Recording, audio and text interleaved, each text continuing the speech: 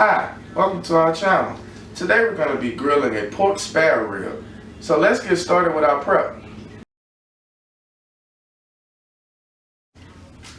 So first, you're going to pull off the membrane off the back end of the ribs. The membrane is a thin layer that doesn't cook down in the cooking process and leaves your ribs very tough.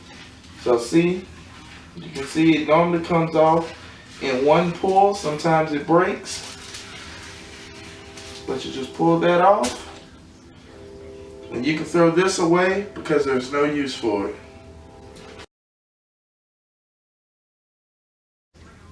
Next, we're going to start our seasoning process for the ribs. So first we're going to add a thin layer of our yellow mustard to the ribs.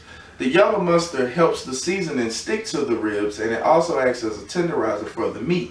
But if you don't like yellow mustard, don't worry. You're not going to taste it in your final product. It just adds to the cooking process. So let's apply our yellow mustard to the back end first, and our seasoning. Like I said, just a thin layer. Rub it in.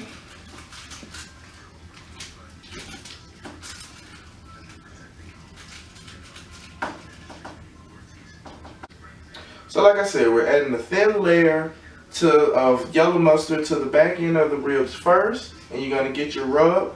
Today I'm using a Weber's dry rub. I got it from a local grocery store. I'm using this one because I like a sweet rib, and this one gives you a nice sweet and smoky flavor, but you definitely get whatever rib rub that you're comfortable with. So now we're going to add a thin layer of our seasoning to the back end of the ribs.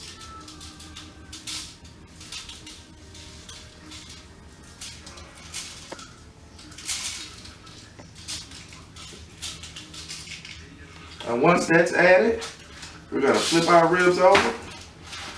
And we're going to add our yellow mustard to the top half of the ribs. Like I said, a thin layer.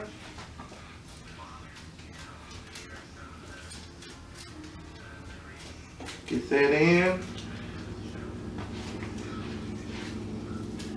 You're going to add your rub to the top. Like I said, I like a sweet rib. You can see a few of the granules of sugar in it. It has some brown sugar in this, some onion powder, salt, black pepper, paprika, and your ribs should be fully covered like this. So once you have your ribs seasoned, you're going to sit these to the side out of room temperature for 30 to 45 minutes while you get your grill together. So let's go and get that grill ready.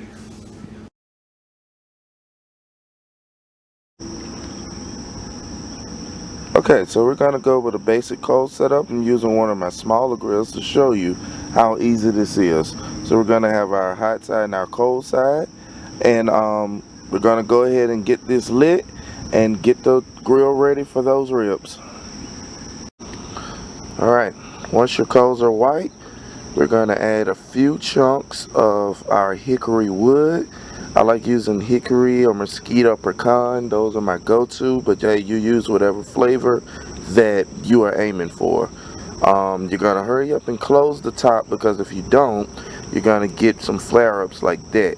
I don't soak my wood chunks because soaking, a lot of people soak their wood, but when you soak it, you're basically waiting for it to dry back out so that you can get the smoke that you're looking for. So let's hurry up and close this before we have too much of a flare up, and then we'll put the ribs on next. Okay, once you see your smoke rolling, now you know you're ready to put your ribs on. So let's go get the ribs.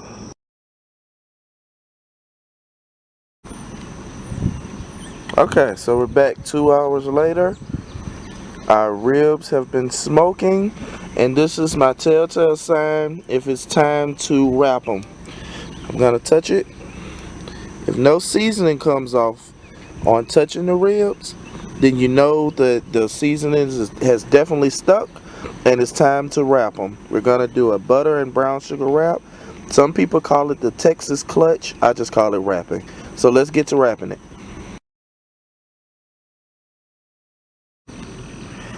Okay, so as you see, I have a brown sugar and a squeezed butter, the Parkay butter.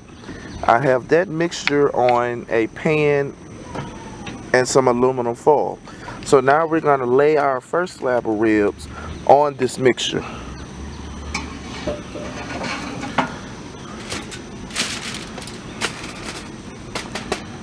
Okay, so we're going to lay that on. You have to bear with me, I'm my own camera person this morning. So we're going to lay that on. We're going to sprinkle some more brown sugar on.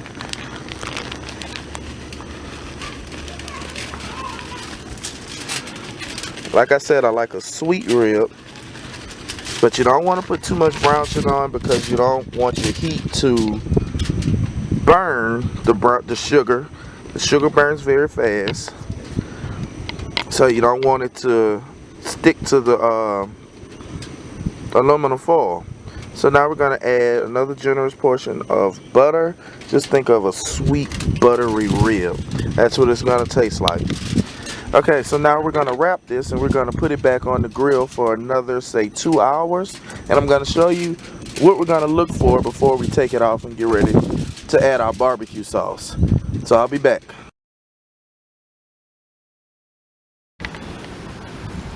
Alright, so it's officially 2 hours later. So I'm going to show you what your rib's supposed to look like before you get ready for your final step. So, as you can see, let's get the tongs. As you can see, the meat is sliding back off the bone. You can see the caramelization from the brown sugar. Meat is slid all the way back on the bone. So let's get ready to take this from under the foil and sauce it and put it back on the grill to let the sauce stick to the ribs. We'll be right back.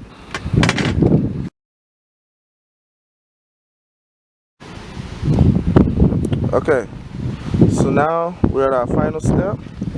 We're gonna, sorry if you hear some wind, we're gonna add barbecue sauce to the ribs, and we're gonna let that barbecue sauce caramelize on it.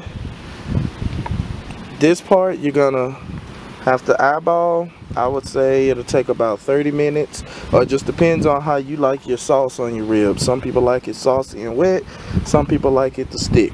So it's all on your preference, but leave it on here 30, 20 minutes, it all depends on you.